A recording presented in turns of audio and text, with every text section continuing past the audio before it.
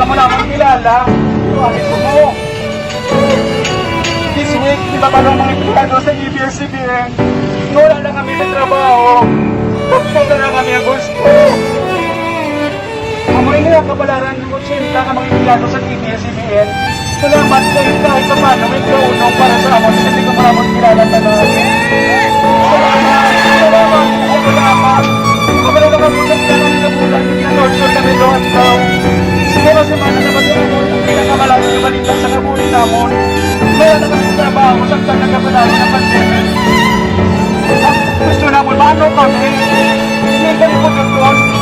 Kung punta nila mga Lopez, ang Lopez kami ko ang tagyapon, kami na mga empleyado, wala. Paano kami? Kaya muna ako sa mga obrado ko.